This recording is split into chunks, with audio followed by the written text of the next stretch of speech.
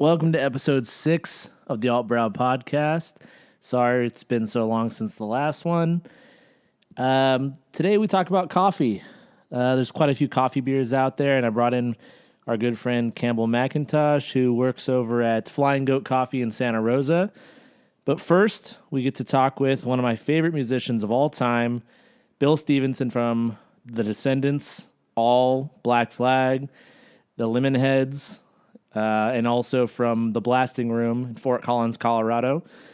And we talk about the Descendents' new beer collaboration with Mckellar out of the old AleSmith brewing facility in San Diego. It's called Feel This Coffee IPA, coming out in Oakland on Thursday. That's tomorrow the 10th? Yes, tomorrow, November 10th, here in Oakland. Already released down in San Diego for their beer week. You can get bottles at Mckellar Oakland and possibly a couple of other specialty bottle shops. So without any further ado, check out this interview with Bill Stevenson, followed by our interview with Campbell McIntosh. Enjoy.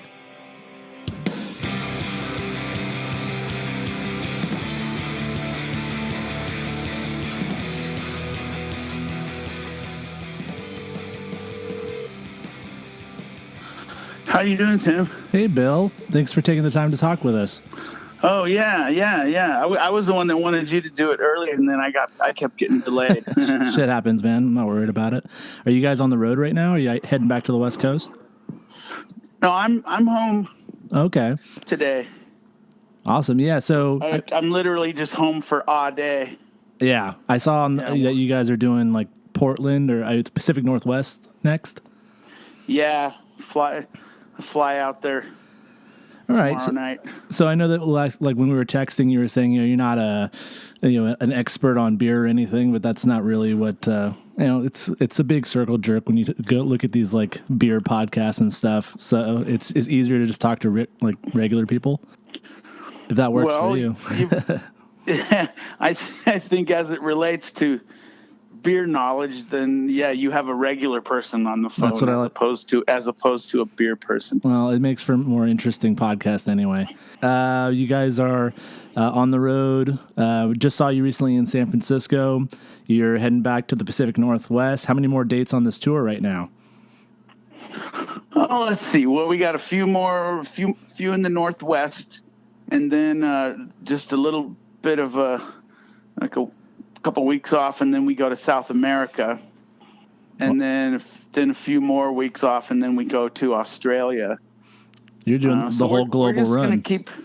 We're gonna keep moving, but we move at a pace that's a little bit less. I guess there's less density of bookings compared to what we used to do. I mean, I spent most of my adult life, in a van or some kind of touring vehicle. We used to do 150, 200 shows a year.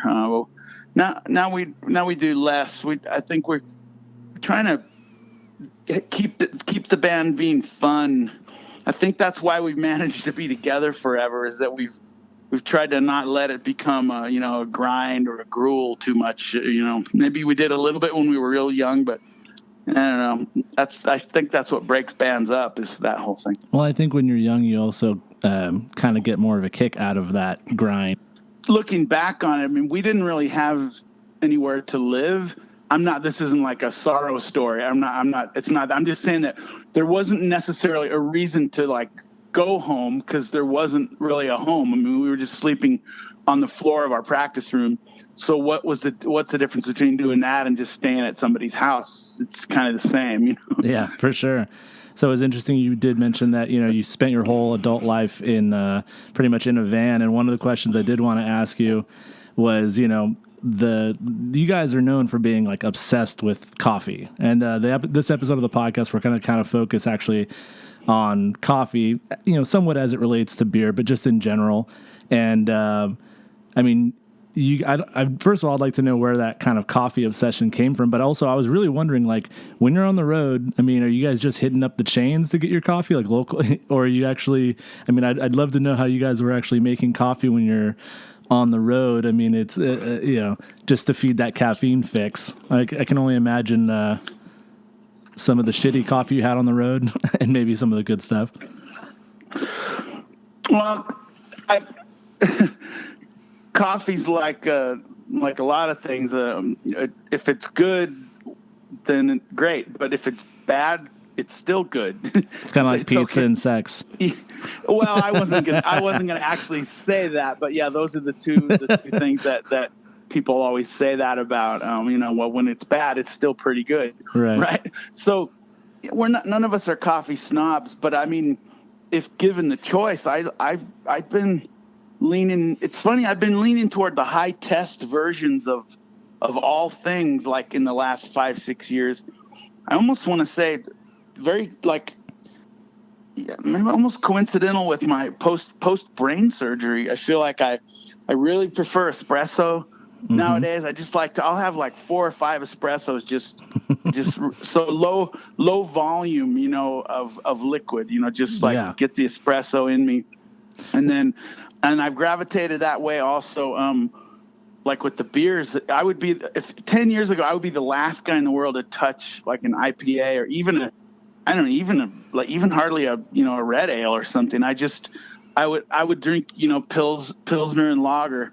And, but in the last 5-6 years, my tastes have gone toward the just most extreme hoppy beer. It's almost like I'm a parody of my former self who would make fun of that. And then also like with the single malt scotches, the stuff that just smell like a Sharpie pen, like a really medicinal and like plasticky almost. Yeah. So I don't know. It's like really, I kind of reached like everything's got to be like the most thing that it can be. I've only heard about that with like my dad, who was a smoker, was like he just had to go like when he ate spicy, he had to go way over the top on the chili peppers when he did something.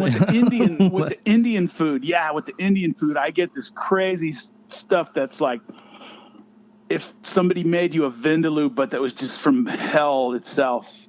This real crazy stuff that's spelled Phal. Paul, I think is how you say it. I'm not sure. I haven't had that. And I can get that easily in say England or whatever, but in the States, you kind of got to seek it out a little bit. For sure, you find those like hole in the wall places that know how to do it. Yeah. So how did you guys get connected with Mckellar Brewing over in San Diego? Well, to be perfectly honest, it was kind of like a liaison with Epitaph. Epitaph apparently had, worked with them before.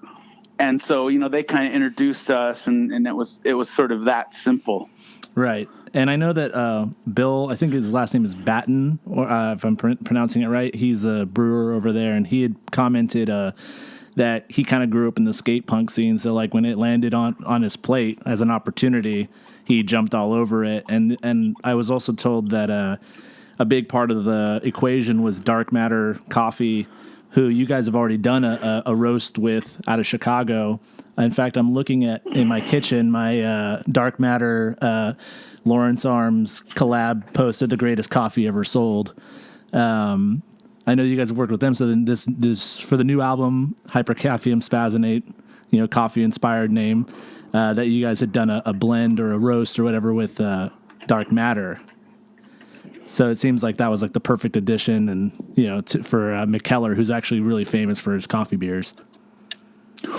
Well, yeah. The funny thing is, even though the Mckellar thing was kind of just sort of a hookup through Epitaph, if you will, come to find out here in the place I call home now, which is Fort Collins, Colorado, and Fort Collins is, I think it's considered one of the more prominent and certainly the more having pioneered the whole craft beer movement. Absolutely. Fort Collins is, has got a name for itself in that way. And so some of the barrel houses and the breweries here where I'll go, in particular, there's one that's 80 yards from my house. And they were really, they showed a lot of reverence and respect for Mckellar Brewery when the name just came up. And so I was like, oh, wow, this is a really, admired and respected place among people who know better, because I honestly don't know better. Among the beer snobs that are being interviewed on other podcasts. Yeah, right. I mean, Yeah, I mean, Mckellar is very well respected. I mean, he's doing stuff all over the planet. He owns bars all over the planet. He's got a beer festival that is usually in Copenhagen, but he just did it recently in Boston. And some of the people we do beer collaborations with this website, and some of the people we've worked with have done work with them, or they're planning on doing some work with Mckellar. So it's pretty cool. And now he has actually an operation. It used to be AleSmith Brewing, which is still around in San Diego, but they got into a bigger facility, so the smaller brewery went to Mckellar. So that's actually who ended up doing the beer for you guys. Here in Oakland, that's coming out. Mckellar actually has a bar in Oakland, and they're going to be releasing the bottles on this Thursday, November 10th. So I plan on getting over there and grabbing a few. I have some friends who want me to grab them if I can. So I haven't gotten to try the beer yet. I know that it was down last week in San Diego for their San Diego Beer Week, but I look forward to trying it on later this week. Well, they sent each band member 2 of the actual, finished thing with all the artwork on the bottle and all that, and they sent us 2 kind of ahead of time, a little bit ahead of time, and then today I got 96. We each got 96. So 2 plus 96 is how much? Oh, well, that's 98, man. And the song. Oh, yeah. Well, also I was going to say, so the name of the beer, just let's get this out, is Feel This Coffee. Feel This Coffee IPA. Read that wrong. 7.3%. And Feel This is a song off the new record, correct? Yes, it is. All right, I'm going to play that as our outro on this episode, if that's cool with you guys. Maybe I'll. Oh, okay. So, so you guys. Now, did each of you get 98, or was the 96 you're supposed to share with the rest of the band, or how did that work out? No, we each got 96 plus 2, so 98. That's awesome. Because Milo, his somehow got to his house before mine did, because I kept missing UPS. So he was excited that it was 98 total. Well, I imagine it's a pretty big, heavy shipment that you'll have to sign off for. You wouldn't want that sitting on your doorstep, or it wouldn't be able to sneak it under your doormat, Yeah, so I thought I would crack one open here and just drink it while we're talking. I thought that would be. You're killing me, making me jealous. In the spirit of. Well, cool. Yeah, crack it open. Let us know what you think. And I've done so. I'm halfway through one of these 20-ounce bottles already. Are these 20-ounce bottles? 22. 22. How is it that I have it in my hand and you don't, and you know how many ounces it is? It's standard you're dealing with alcohol laws and stuff. You're a beer snob. I never said I wasn't. I never said I wasn't. But I don't like talking to other beer snobs. I like to be the only beer snob in the conversation. That's the trick. Well, then you've succeeded for this evening. As far as beer, you're drinking the heavier, tastier IPAs. I mean, what do you remember, in the early years of the band? I mean, you guys probably weren't even legal drinking age for the first of the several years you guys started. But I mean, we're talking in the 70s, 80s, even the 90s. Just when I started drinking, beer has changed a lot. I can't imagine the changes, that especially someone who's on the road. I mean, what do you guys remember as far as like those early kind of weird beers, those early craft beers? Well, going back a little further, so I didn't have any beer of any kind until I was 22 years old, I think it was. 22 years old was the first time I drank anything. And it was just whatever we could get a 12-pack of, because we would fill the sink, with the ice and water and put them in the sink, because there wasn't really any space really to have like a cooler, and we didn't have a cooler. So we would fill the little sink in the practice room, and that, so we could get a 12-pack. And it was just whatever watery beer there was, and that was kind of what it was the whole time. And then I remember the first time we toured Europe, when All went over there in like '89, and then they gave us like actual real beer, over there, and it was whoa. I can't drink 6 of these. I can only drink 2 or 3. But I definitely stayed in the pills and lager side of it my whole life. And then I don't know. Like I said, like 5 years ago, I just changed up, and now I'm the guy trying to get the thing with like, what is it? What are the units of measurement called? Is it? Oh, you're trying to trick me into being a beer snob again. Is it an IBU? Is that the right? Yeah, that's the one. 3 right letters. Yep. So I'm trying to get the one that's got like 300 whatevers and all that. I don't know. It's like it's. I kind of fell into that trap, But maybe now I'm kind of on the backside of it because now I'm enjoying some of the subtler beers again. For sure. So what's the IBUs on Feel This? I have not gotten to take a good look at the label to see what it says. I'm reading it right now. To me, this isn't like an overtly hoppy thing. It's pretty smooth, and something about the way they mix the coffee into it, it almost feels a little bit like sneakily stout-ish. I think that stouts just generally have a little bit of a coffee quality to them. So I don't see how many IBUs. I don't know. It doesn't seem to say it on here. Well, I know that when I first met you, was at you guys were playing the America's Cup Pavilion in San Francisco, and I showed up with a couple cases of double IPA and Imperial Red Ales, and I remember you being pretty stoked on that. And I wasn't sure how the beer was going to be received, to be honest. And then but I've loved yours because I end up when I have to go up there to do records at Motor Studios, which is Fat Mike from NoFX is their studio. When I end up going up there to do records there, for whoever it is that's around there helping me at the studio, they always seem to bring over the Lagunitas stuff, and so I was already I knew all of them already. That's awesome. When we met you, that was the time you came with other Tim. Yeah, Tim McKee from Mesa Boogie. With Mesa Tim. Yeah, exactly. And now what's funny is my favorite part of that whole thing was Fletcher from Pennywise just refusing to drink them. He said if he can't see through it, he doesn't drink it. And I showed him, and look, it's golden in color. I didn't tell him how bitter it was, and I think I did get him to try a sip, and he wasn't feeling it. That's I wouldn't have taken him as to being such a wimp.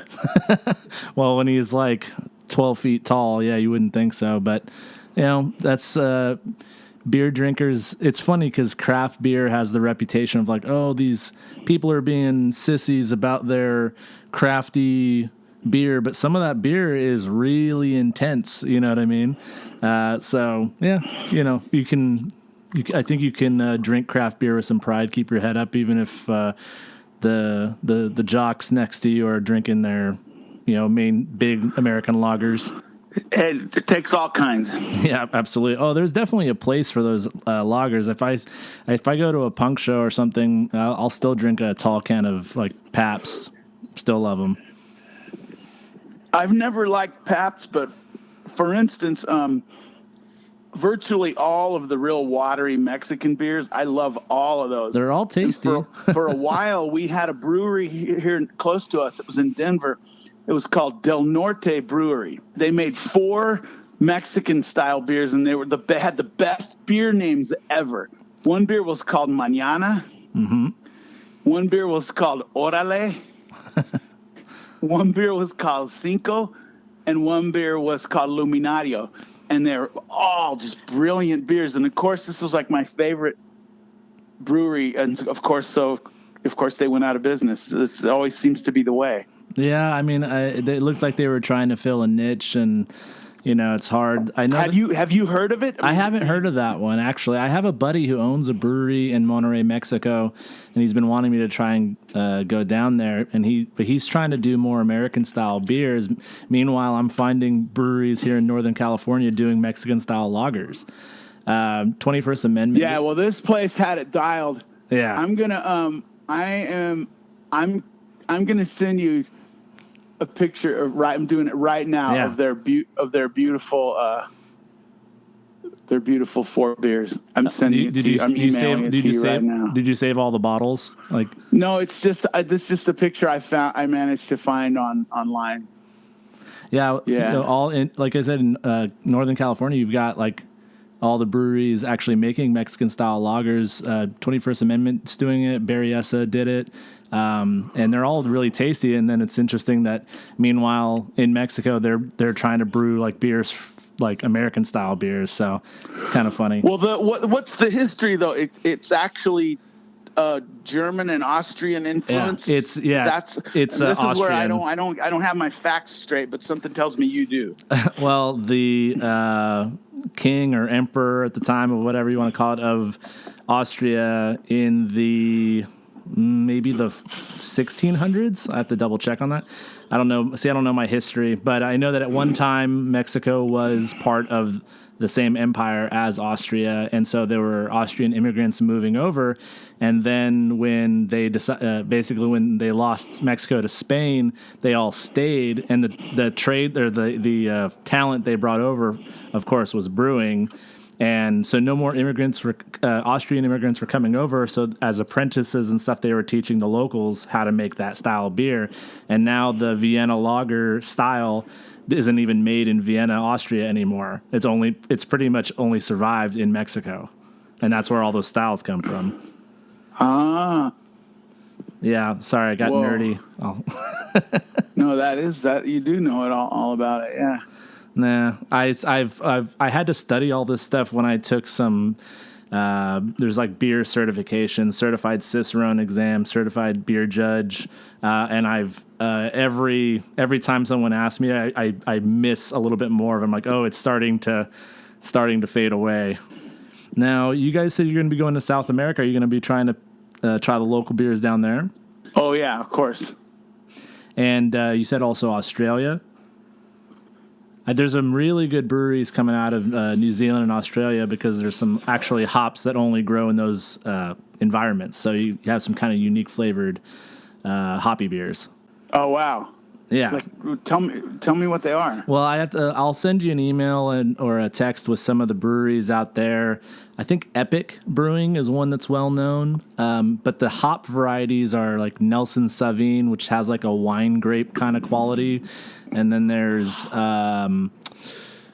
Enigma, I think is the other one lately. And then there's several new hop varieties that are kind of being experimented with. I'll send you more detailed text or email later.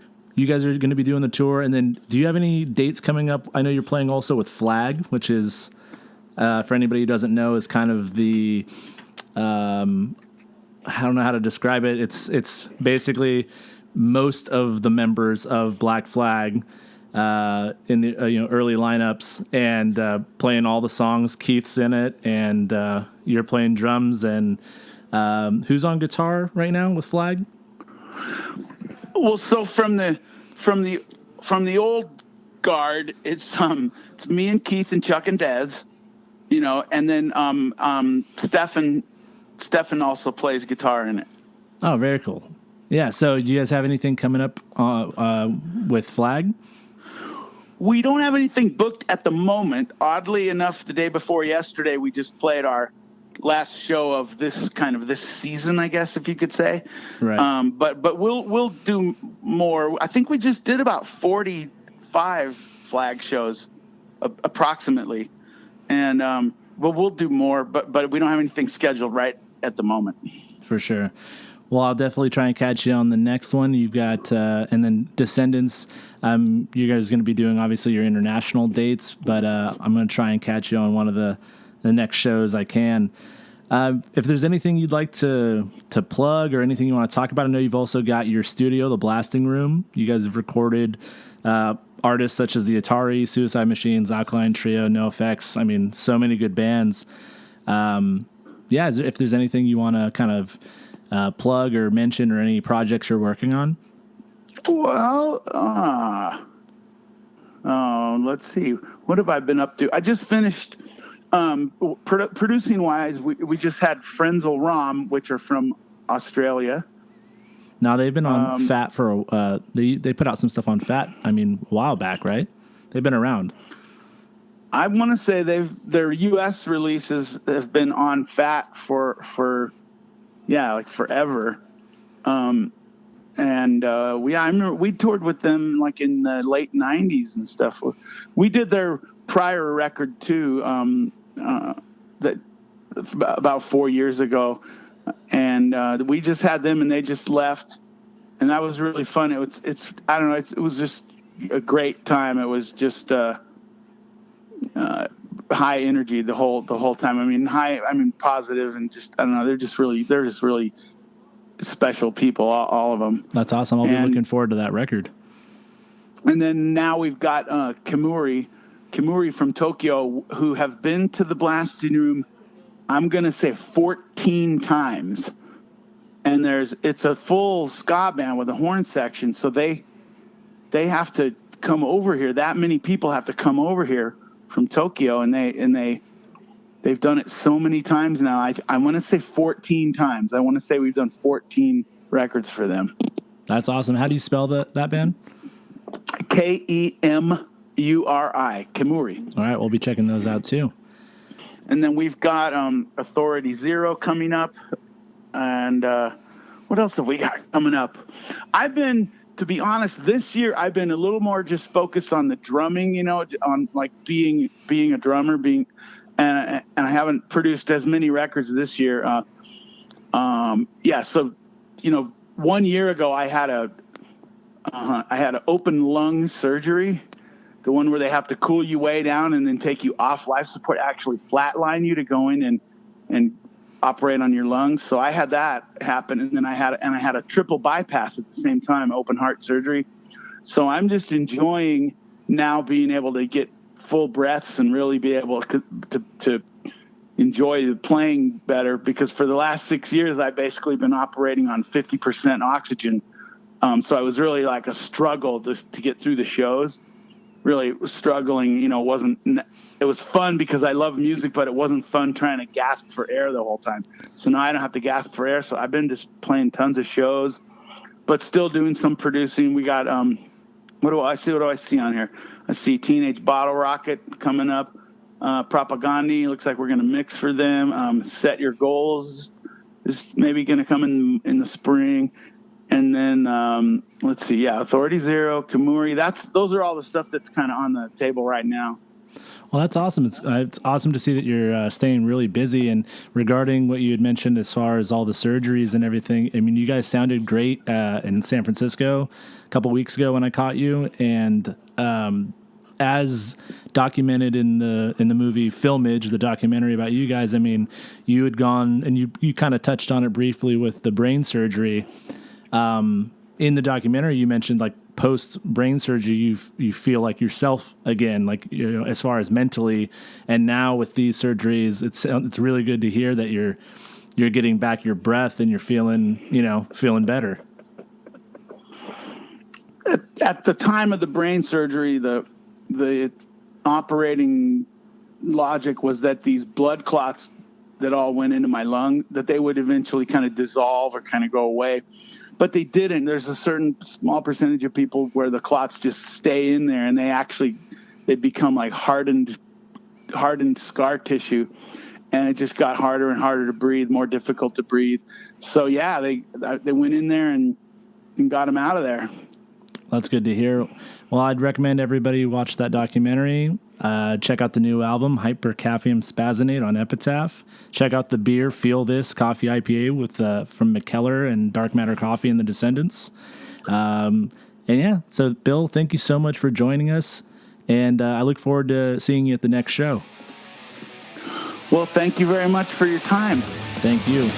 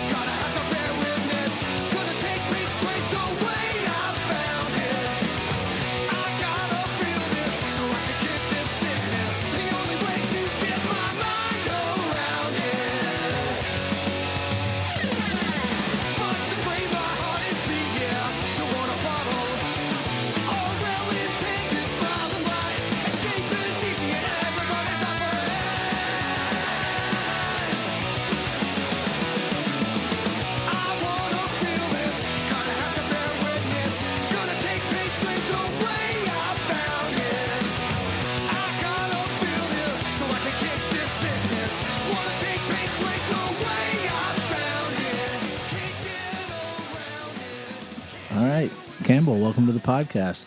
Thank you. We had a cool interview with Bill Stevenson about their new coffee IPA with Mckellar, and I was like, all right, let's just do a whole coffee episode. And then I realized I don't know shit about coffee, and so I figured I'd have you over. Now, you work at Flying Goat in Santa Rosa. Yeah, in Santa Rosa. I'm a barista there. I've been there for almost 3 years, so I've just had a lot of experience around coffee. For sure. You're not like a master coffee roaster or whatever. I don't know what the title is.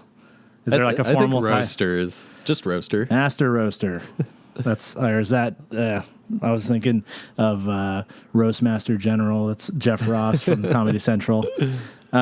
So, to my knowledge, and I'd love to have you kind of go over this a little bit. I mean, you certainly know more about the roasting process than I do, because you do start with like a totally different colored bean that people don't even, I hadn't seen it till recently, like a fresh unroasted bean, like a green coffee bean. Yeah, I didn't. Yeah. I think I didn't really put it together. Like I knew it was roasted, but I just didn't ever think about it until I saw the unroasted. Yeah, and it's almost unfamiliar. I mean, it's the same shape and everything, but it's like it almost looks like a green peanut or something. It's just weird. Yeah. So I mean, okay. Well, first question: dark roast or light roast? In terms of preference, or yes. For me, I think I would prefer a light roast, or only coffee snobs say that, or a medium roast. I would rather have a medium roast than either. I'm always done dark roast. Tamara, dark roast. She says dark. Yeah. So I think people who don't know the nuances and all the different flavors you can get out of coffee, I think we all just it's like someone who gets a well done steak. You know what I mean? Just burn it. It's fine. I mean, I think you can argue that a dark roast is better than a well-done steak. That's true. It's not as blasphemous. Yeah, is what you're saying? Yeah, I don't think so. I think that the trying not to be too much of a coffee snob answer, right, is when you dark roast coffee, you are going to be eliminating a lot of the flavors that are in the coffee that you would still be able to taste in a light roast or a medium roast. Right. And what you're going to end up tasting with a dark roast is the actual roast itself. Okay. And you can do that well and get a really good flavor out of it. And that's actually worth something. And if you prefer that, there's nothing wrong with that. Right.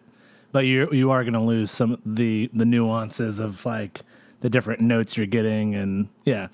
So is there a way to like blend, like if you really like your roasted like flavors, your darker kind of roast flavors, but you do want to add some nuance, can you do blends? I've never actually thought about that. Like you mean like blending a darker roast with a lighter roast? Yeah, so I'm basically basically everything I process is in beer terms, and in brewing, you have your range of roasted barley, and you have your other grains as well, your wheat, rye, oats, etc. But mainly you're dealing with barley 99% of the time, and your very light toasted pale two-row is, that's 99% of a beer, and even a stout, it would be in like 95%. And then your darker roasted, or what they call specialty or roasted malts, are anywhere from maybe 2% up to 20%, and that's really on the high end. Generally speaking, your main ingredient in the grain is your two-row barley, light roasted two-row barley. So for making a beer, you can say, well, I'm going to start with 90% two-row light roast, and I'm going to add some Crystal 20 because it adds like raisin and stone fruit character. And then I'm going to add some chocolate malt because it gives that chocolate flavor, and some de-bittered black malt simply for color. You see what I'm saying? Like, yeah. So coffee, it seems like it's more like you buy a bag and it's just that. Yeah, typically. But, I mean, there are a lot of blends. I I don't know how we do the blends necessarily at where I work, but I assume that we actually take the different coffees from different sources and roast them all together. Right. I don't think we roast like 3 separate coffees And then blend them after the fact. Right. Yeah. So because I have heard about blends, but to me it had more to do with what the source unroasted, like you said, bean is coming from. But as far as again, it's just a single preparation. Yeah. So it's like a consistent roast throughout the blend. So you guys are talking. It's almost more like wine. You're taking one fermentation or one preparation, but you can get grape juice from a couple different varieties. Mm-hmm. It seems like that's a little bit more of what you're talking about. Like you could compare it more to wine than to beer. Okay, yeah, I could see that. I don't know enough about wine. Well, Krista, if we had call-ins, she would probably call in on this one. So we'll ask her when she gets back from Vermont. Go back to episode 2, and you can hear our friend Krista talk about wine. So another kind of beer comparison, a thought I had is why, cafes, I think that cafe, like locally owned coffee shop, I don't want to necessarily say culture, but like the vibe that these small shops provide is very similar to like really, really cool craft beer bars. And stylistically, they're even very similar. A lot of them are just like the white tile and the stainless counters and glass.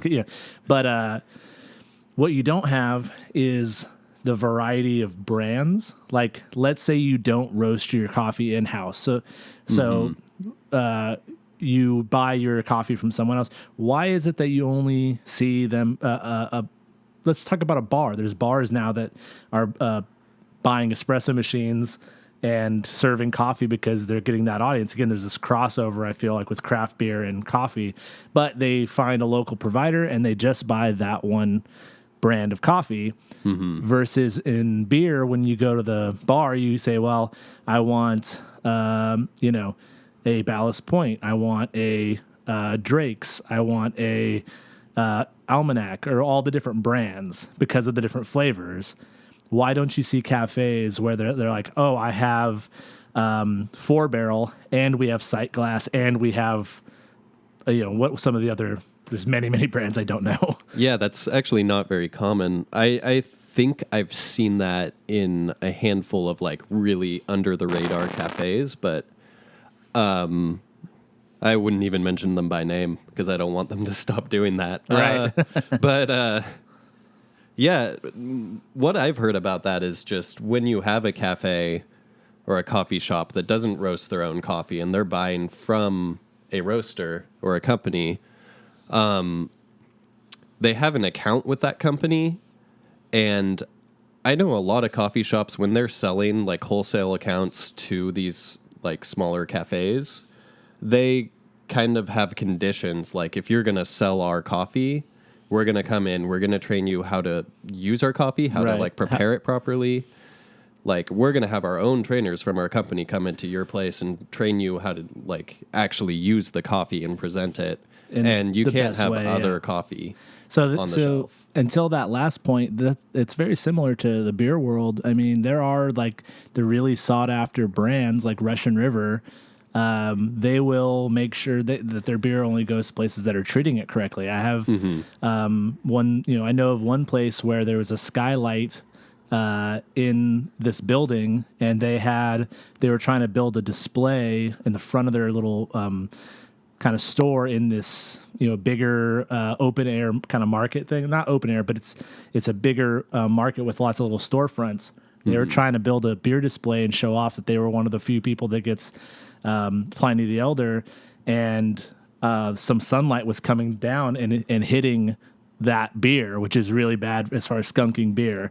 And so they came by and they said, get that out of the sunlight or we're pulling it out of here and you're not going to get it again.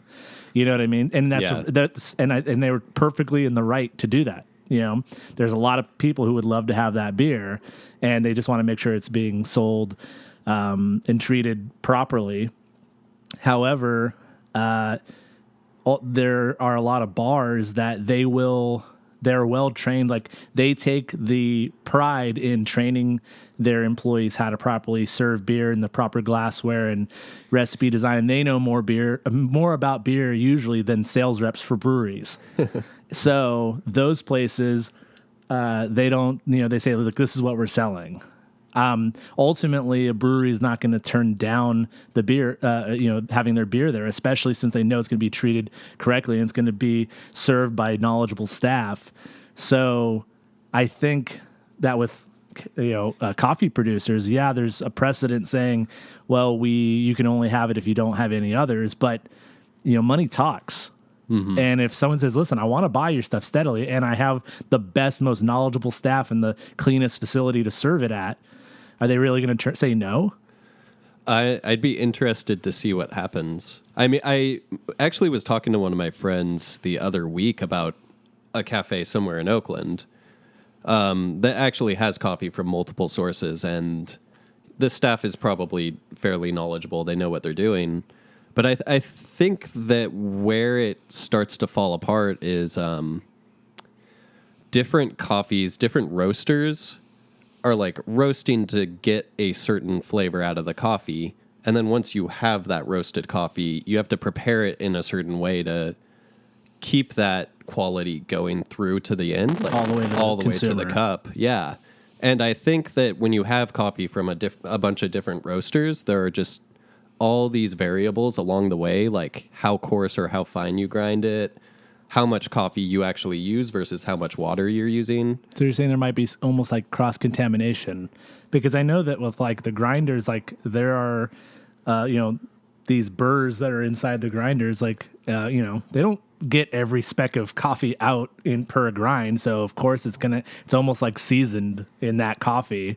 But I already thought about this, I'm not trying to put you in a corner. Just, I kind of expected like that was going to be a concern. So I kind of thought about it. I was like, coffee grinders are not that expensive. If I was having a cafe and I'm not talking about having 20 different coffee brands like a bar has 20 handles. I'm more talking about like we have 4 grinders, mm-hmm. and you know what I mean. And I see what you're saying as far as like the temperature, because like maybe it's they want it at a certain temperature on the espresso machine or on the drip, whatever, mm-hmm. different styles. But yeah, I'm still think that the right person could pull it off. I think you should do it. I think so too. I think you should do it, Campbell. I should do it? Yes. You and Timmy. So, all right. So you did say you prefer like a light or medium roast. Yeah. I mean, I'd say medium light if you want to get really specific.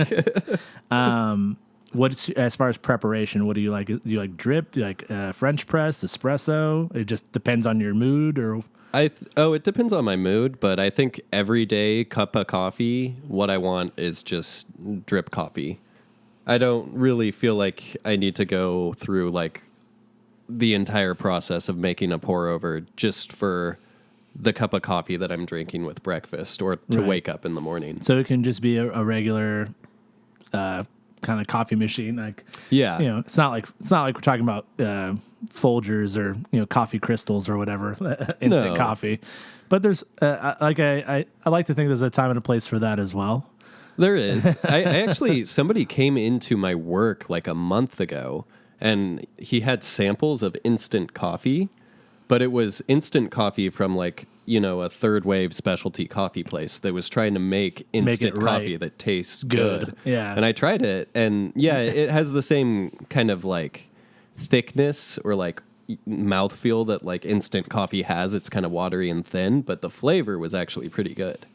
That's interesting. Yeah. I'd like to try that one. Yeah.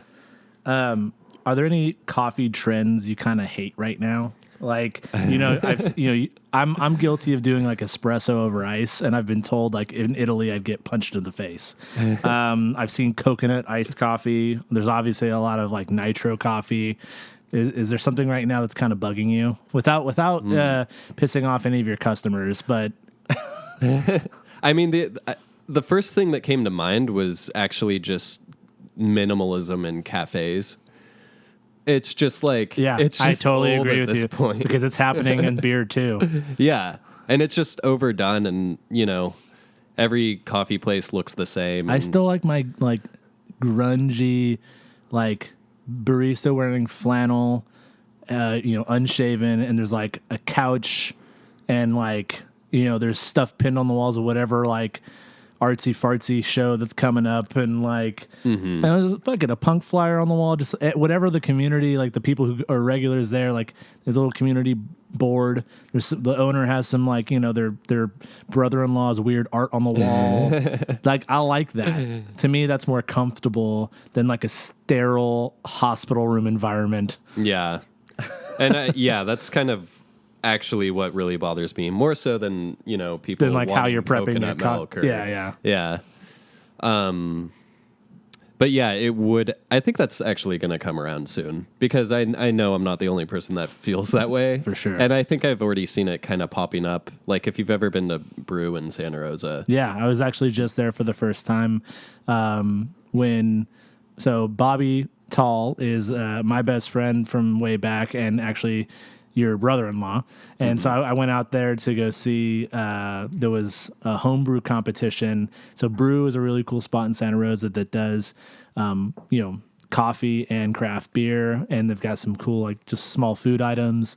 And the local like homebrew club in Santa Rosa was doing a competition they do every year. But the rule this time was specifically to make a coffee beer.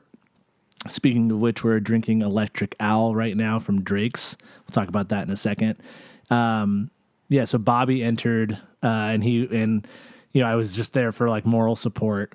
But there was some really good coffee beers being made. But yeah, Brew is a perfect example of like, it's not like, not too grungy in like the category I was talking about, but it's comfortable. It's like, it seems like it's real people that own that place. You know what I mean? It doesn't seem like those really, really like sterile environment kind of white tile and like I said, stainless and that stuff. It's just it doesn't show any personality. Like I don't feel like I can like figure out who is the owner, like who owns this place, like what are they about. It doesn't give off any of that. And to me, what that reeks of is like, well, I want to be able to sell this place.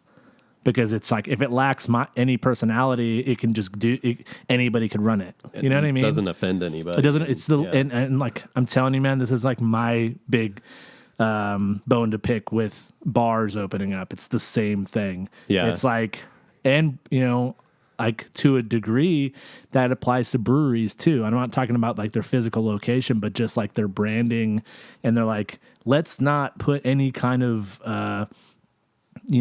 any bit of ourself in this. Like, let's not, you know what I mean? Like they make it's so impersonal and so like just square and shiny and like, yeah, I think that's happening in a lot of different things, but yeah, actually for sure all over the place. Well, yeah, but for sure coffee and beer, at least those are the two things we actually know something about. Yeah. As far as, when it comes to the process and like, what are the variables as far as making like your different flavors? I mean, I know that there's origin of the bean. There's, we talked about the different kinds of roast. Like, what are the ways that you can kind of like make, like if you were starting a brand of coffee, like your signature style, like what are the variables you can play with? It's really all over the place. Part of it is the roast, obviously, like and I think when you approach roasting, and I'm not a roaster, but when you're approaching roasting coffee, you have to decide what your priority is going to be. Are you going to roast for the sweetness? Are you going to roast for the acidity? Are you going to roast for, this, that, and the other? Once you have that figured out, then you start roasting it and trying to figure out how to get the most of that quality in the roast that you can. And then from there, you have to decide how are you going to actually brew it? How much coffee do you really want to use? Like how much coffee versus how much water, but also how much extraction do you want? So how are you going to grind it? If you're using like a 1:16 ratio or something, but you want to actually extract more of it, then you might want to grind it a little finer. Right. And you might get, a stronger cup of coffee. Versus maybe you want the coffee to be a little lighter. You don't want it to be like super in your face, just kind of like taking over your entire tongue. Right. then you might actually, either use a little less coffee or maybe you'll use the same amount of coffee and just grind it a little coarser. Right. So less extraction because of less surface ratio to water. Okay. Yeah. So have you tried? I've been hearing about barrel aged coffees. I've never heard of that. Yeah. So from my brief reading today, and I've seen these before, I just didn't really understand where they came from. It's I didn't understand how you do it, but basically you are taking the unroasted bean. And while I don't know if there's a stage where you're drying or curing or anything before the roasting, but they are aging it in different kinds of barrels. And there's bourbon and, there's different kinds of spirits that you can age the beans in. And apparently they're a little bit more over the top on what you extract, as far as what flavors get into the beans. But then I've heard about also wine barrel, where they took a variety that already had kind of a berry quality, and then they took the bean and aged it, and then you roll it every couple days or maybe every couple weeks. I don't know how long it sits. Yeah, you move it because you're just trying to make sure everything kind of, is even, and then you roast it. And from the one I read about, at least on the wine one, it added a lot on the nose, but not on the palate.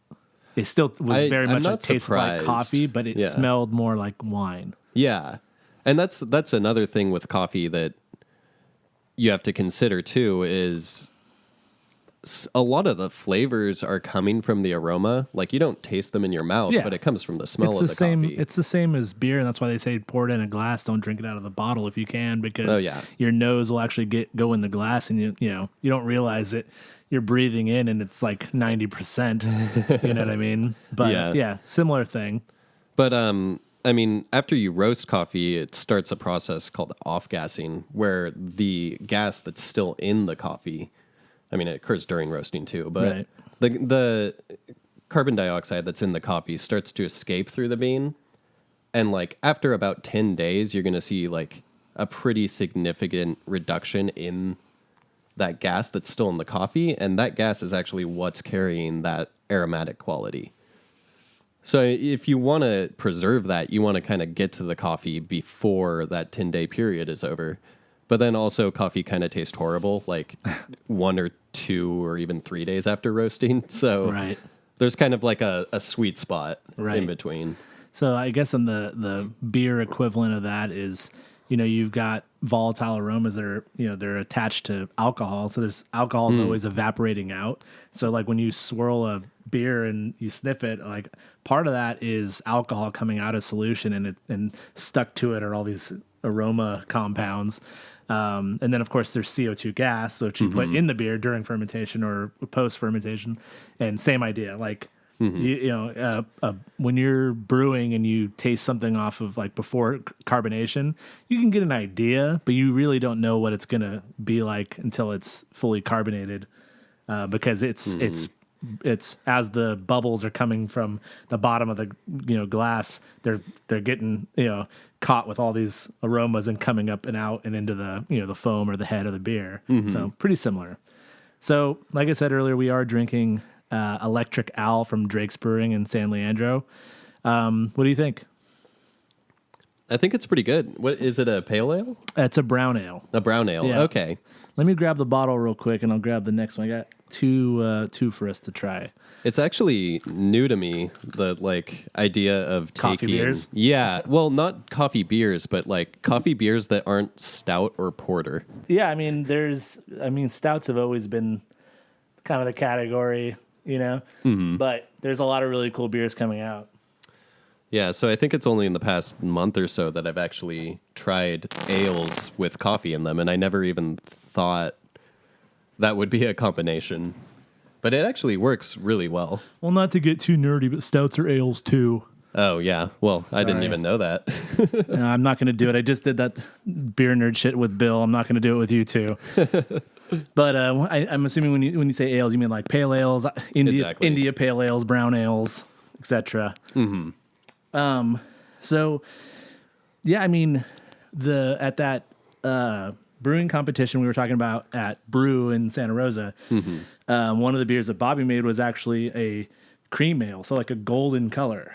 Like this is a brown ale, and it actually does kind of look like a lighter cup of coffee. Certainly, yeah. So there are ways to add coffee without adding a lot of color to the beer. For that one, you're talking about extraction. He actually put whole beans. He didn't grind them at all. Yeah. And he put it into the cream ale, like in the keg. So like the beer was done, and he just threw the beans in, I think in like some kind of like a cloth or muslin bag. And then let it age for, I think it was only a couple days, and he threw in some vanilla bean just to accentuate like the cream ale quality. And he actually got 5th at that competition, 5th out of 15. But there was people. Well, there's people who the judges. There was 2 judges that put him like first. Oh, and yeah. Somehow, really? And they were people who, in my opinion, knew more about beer than the other judges. So I told them, I was like, dude, like you may have not got in the top 3 technically, but the people who liked your beer most are the ones who have, in my opinion, the best knowledge of beer. So. I mean, there was a coffee like expert who really enjoyed it too. So that's good. So props to Bobby Tall. Yeah, I actually called the roaster at Flying Goat before he brewed that beer because he was asking me questions about how I should do it. So I actually called our roaster Jesse and just talked to him for like maybe 15 or 20 minutes about what the best way to actually use coffee in beer would be, because there's going to be, grinding coffee at all and then putting it in beer and having it there for, whatever period of time, there's going to be so much over extraction. Yeah. So what's crazy is there's a lot of different ways to actually add coffee to beer, and every brewery does it a little bit different. There are breweries that will add it during the mash, which is when you're actually converting the starch in the grain to sugar, because the temperature at which you are doing that is actually the right temperature, roughly, of when like coffee likes to be, to brew coffee. Yeah, so they were just like, oh, let's throw it in then. The problem is then it's boiled, and so some of those aromatics will kind of come out. So then you have to like reinforce it during a later phase. Like there's people who are adding coffee at multiple steps. In the past, what I've done is I'll pre-boil some water to get the oxygen out. Then I'll in a clean like a corny keg or something sanitary that I've like used some Star Sand, which is like a disinfectant. I'll make cold brew coffee, and then I'll make it really strong. And then once I have that, and I have a finished beer, and I've done this with Stout. I actually did the first AltBrau collab was with New Helvetia Brewing in Sacramento. And we took their stout and we added Thai chili peppers from my buddy Joe's farm and coffee. It was a Thai chili pepper coffee stout, and people really enjoyed it. But the way we added it, because we wanted to use their stout, is we did the cold brew method, and we just took like a sample of stout and eyedroppers, and we added a dropper full in a half a pint of the beer and kept adding it until it was the right amount of like coffee flavor. And then we extrapolated up like, okay, that's this much, and you need to actually add this, this many gallons into the batch of beer. And we basically did the same thing with the chili pepper, but we did like a concentrate kind of a thing. Yeah. And yeah, that was our safest way, because when you're dealing with chili peppers and coffee and extraction rates, it really could have gone out of control very quickly. So that's how we did it. But yeah, I mean, just adding it in secondary, like with what Bobby did, that's another way to do it. But you have to like monitor it, like taste it every day, twice a day, probably, like, and then as soon as it hits that thing, take it out. Yeah. Once it hits that flavor you want. So I don't know how Drake's did it with this electric owl, but it's pretty tasty. It's 8%. Wouldn't have thought it was 8%. It drinks pretty smooth. They used the sight glass coffee. And let's see, it's bottled on September 13th. So, I mean, with this style of beer, it's, it can be a couple weeks old, and it's, it's not like you're going to lose hop aroma. They're not really going for for like an IPA aroma. They're going for the coffee, and I think I'm really enjoying it. Yeah, I think they do a good job, actually. I think that it doesn't have like a generic coffee flavor. No, So yeah, it actually has some nuance. Yeah, it actually, I don't know. Sometimes when you have beers with coffee in them, it's just kind of like they could have taken like coffee extract and just dropped it in there. Yeah, and I'm sure a lot of them do, to be honest. So the next one we're going to do, I really don't even know how to pronounce. Evil Twin Brewing has a series called Even More Jesus. And it looks like this is in French. It's AUN with an accent mark over the U. So, un or aun, I'm not sure. And then aun mas Cafe Jesus. So it's basically even more coffee Jesus, I think is what it says. I think so. It says on the bottle, and by the way, it's 12%. Campbell just choked on his beer. That's why it's a small bottle on this one. On a pilgrimage for immortal craft beer, we tripped on these heavenly coffee beans, threw them in, and created damn good aromas, a thick fudge-like body, pitch black color, and obviously only made it in limited amounts. And the taste, furthermore, Jesus. So I'm going to go grab a bottle opener, be right back. Oh, that looks thick. Wow. Thank you. Lucky for us, we get to do a little bit of a food pairing also. My wonderful wife brought us some chocolate cake from her work at Vive la Tarte. Have you tried it yet? I haven't, no. Let me know what you think.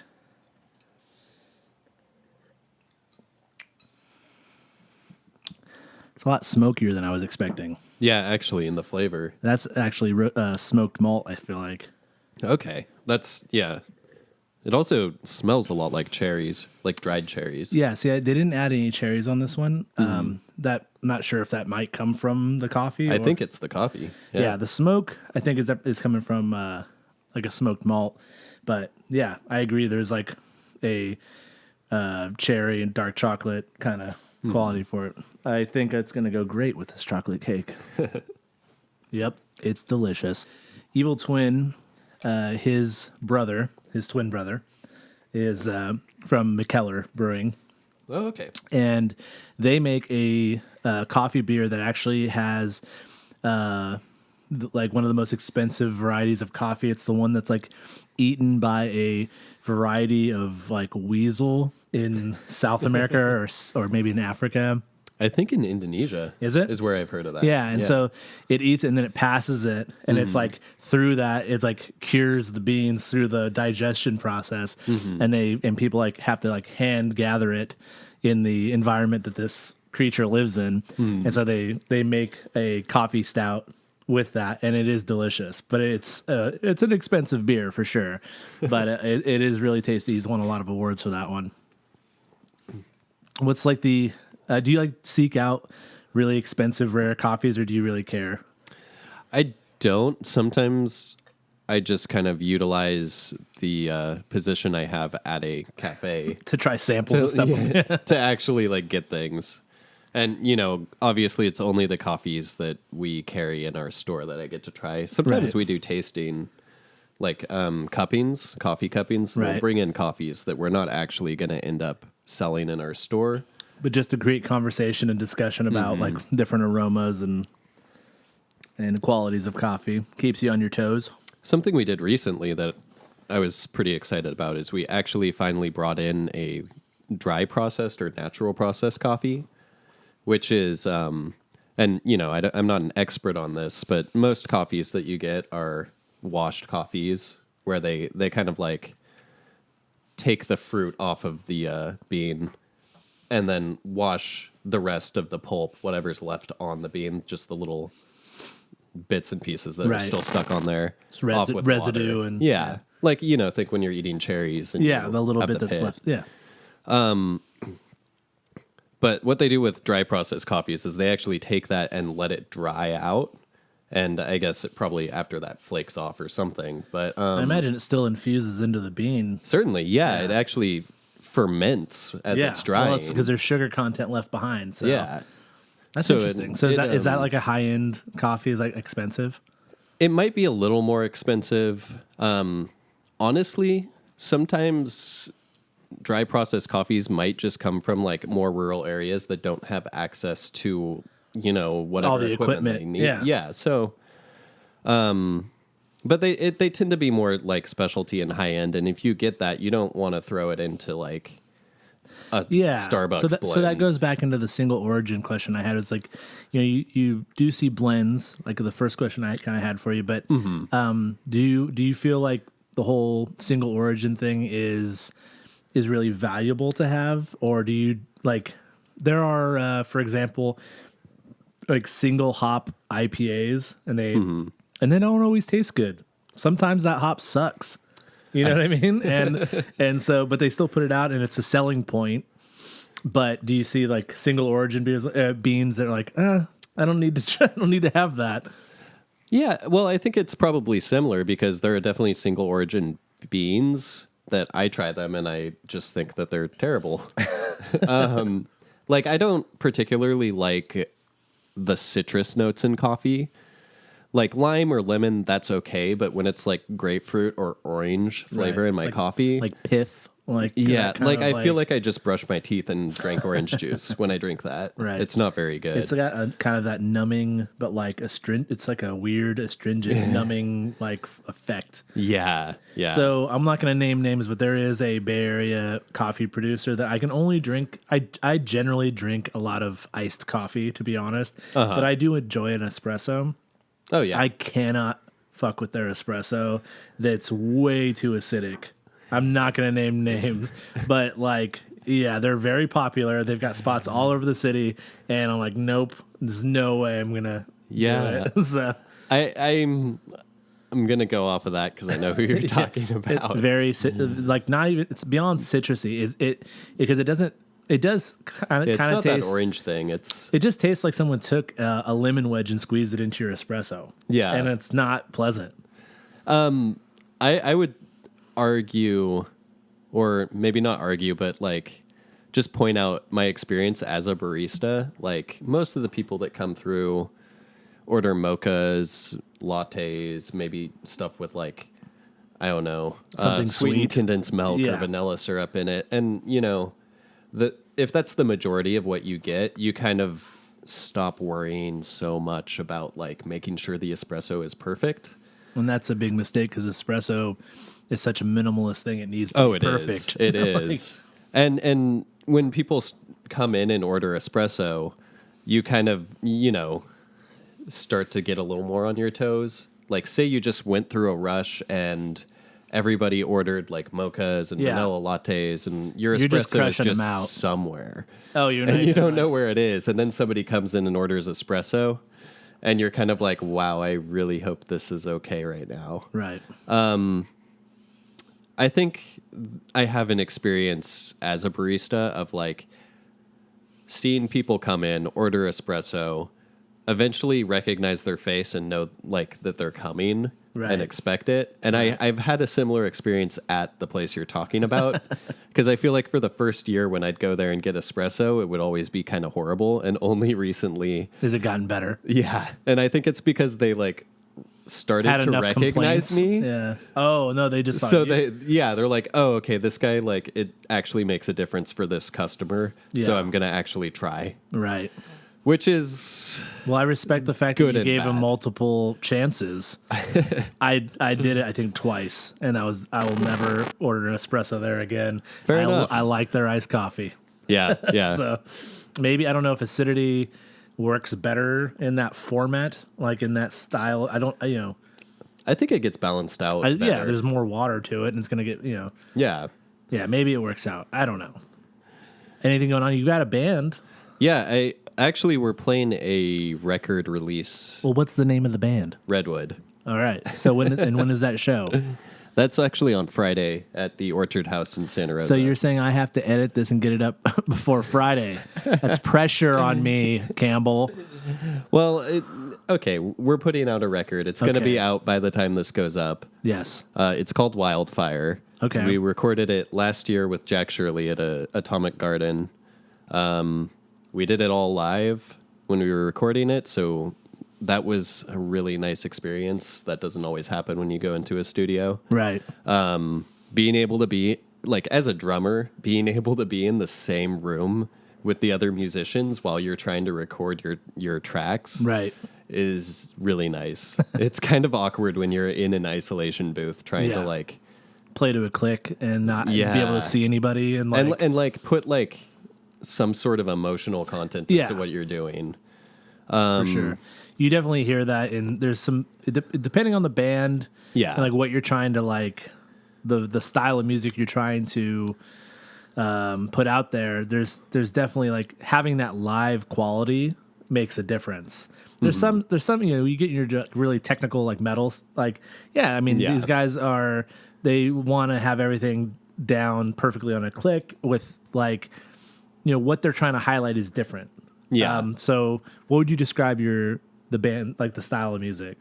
I think we get grouped into post-punk-ish, but I think that's just because post-punk is, like, a trend right now, and it's a pretty broad term. Yeah, we're just, like, a band that's writing music, and since that's something people are, like, recognize right now, we can just kind of, like, jump in that. Do you have anything I can online? You have a Bandcamp, right? We do, yeah. And I think our new record, it's actually been released at this point, so you can. Is there a song that you want to go out on? Yeah, the last track on the album would be good. You don't know the name of it, do you? It's called California Sunshine. Oh, I know the name of it. Okay. Are you embarrassed because it sounds like an emo song? I'm just kidding. That's the thing is that I would proudly say that we're kind of like an emo band, right? But, like, in the true sense of the word, in the, like, 80s Discord sense. Yeah, I was gonna say in the Fugazi sense, in the Jawbreaker sense, in the so and also in the sense that, like, none of the songs that we've written are about, like, girlfriends. They're actually about, like, things that matter. Much like a lot of the older emo bands. Absolutely. So California Sunshine by Redwoods, that's what we're going to go out on. Campbell, thank you very much for coming out. Yeah, thanks for having me. Cool, thanks.